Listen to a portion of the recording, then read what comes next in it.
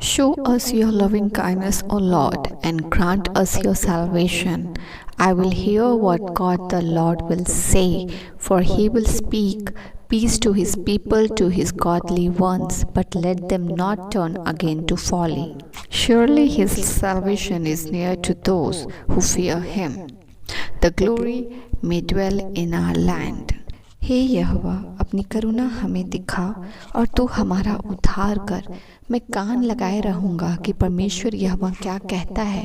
वह तो अपनी प्रजा से जो उसके भक्त हैं शांति की बातें कहेगा, परंतु वे फिर के मूर्खता ना करने लगे। निश्चय उसके डरवैयों के उद्धार का समय निकट है, तब हमारे देश में महिमा का निवास होगा। तेरे निकट आते हैं जीवित परमेश्वर और तेरे नाम की महिमा गाते हैं। तेरे नाम को परमेश्वर ऊंचा उठाते हैं और होने को पाए कि हमारे जीवन गवाहियों से आपको महिमा मिले। परमेश्वर तूने हमें थामा है कि हम अपने चुने हुए मार्गों से फिर के परमेश्वर के मार्ग पर चलें। हम प्रार्थना करते हैं कि हमारा जीवन जो आज परमेश्वर की ओर अभिमुख है वो परमेश्वर की ओर ही बढ़े, परमेश्वर में ही बढ़े और परमेश्वर में ही परिपक्व हो। हमारा जो परमेश्वर संसार को इनकार करना और शरीर को इनकार करना और परमेश्वर को ओर मुड़ जाना है, वो जीवन उधर ही अभिमुख होकर बढ़ता चला जाए। हम यीशु में जड़ पकड़ते चले जाएं, यह हमारी प्रार्थना है। और हम कभी भी परमेश्वर वचन का इनकार ना करें। जब परमेश्वर हमारे सामने दो मार्ग हो, हम प्रार्थना करते हैं कि हमारा मार्ग हमेशा परमेश्वर की ओर हो जो चुना हुआ हो। और हम प्रार्थना करते हैं कि हमारे कदम कभी भी परमेश्वर आपसे विमुख ना जाए, डिसोबीडियंस की ओर ना जाए, मगर हमेशा आज्ञाकारिता की ओर और तेरी अभिमुख में ही बढ़े। हमारे जीवन को जिसको तूने परमेश्वर अपने अनुग्रह और अपनी रचना से बनाया और रचा और बचाया है, हम प्रार्थना करते हैं ये तेरी इच्छा से भरा और तेरे वेल पर्पस हमारे जीवन से पूरा हो। जीवित परमेश्वर, हम धन्यवाद देते हैं जो कि मेरे प्रभु जी आपकी करुणा और आपका उद्धार हमारे जीवन को आज बचाया है। जैसा वचन कहता है कि मैं कान लगाए रहूँगा कि परमेश्वर यहोवा क्या कहता है। वह तो अपनी प्रजा से जो उसके भक्त हैं शांति की बातें कहेगा, परंतु वे फिर कर मूर्खता ना करने लगे।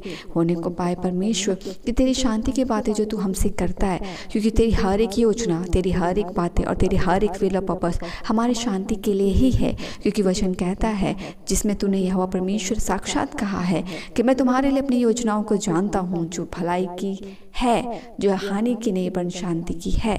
वो जाने को पाए प्रभु जी कि हम इस वचन के साथ कि तू हमसे शांति की बातें कहता है, जो तेरी ओर अभिमुख रहते हैं, जो तेरे डरवैये होते हैं, जो तेरे भक्त हैं, जो तेरी आज्ञाओं को मांगते और तेरे खोजी हैं पिता, तो उनसे शांति की बातें कहता है। उनके जीवन में जो भी बातों की रचना तू करता है उनके आवश्यकता के अनुसार, उनकी उत्तमता के लिए होता है, तेरे भलाई के अनुसार होता है। और हम उसके परमेश्वर हो जाने को पाए कि हम उसके अधीन होने को पाए और हम गवाह ठहरे तेरे भलाई के हो जाने को पाए। आज की वचन के साथ परमेश्वर हमारे जीवन में तेरी शांति हो, स्थिरता हो, हियाव हो और हम तेरे कार्य को और अपने जीवन में देखने को पाए।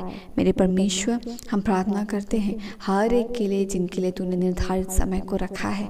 एक निर्धारित समय, हर एक चीज़ का एक समय है जो परमेश्वर ने निर्धारित किया है। और एक निर्धारित समय जब तू सब कुछ ठीक कर देता है, एक निर्धारित समय जब तू प्रार्थनाओं का उत्तर देता है, एक निर्धारित समय जब तू गवाहियों को देता है, चंगाइयों को देता है, उद्धार को देता है, आशीष को देता है। एक निर्धारित समय जब हम तेरे कार्य को साक्षात रीति से गवाह के रूप में पूरा होता हुआ देखते हैं।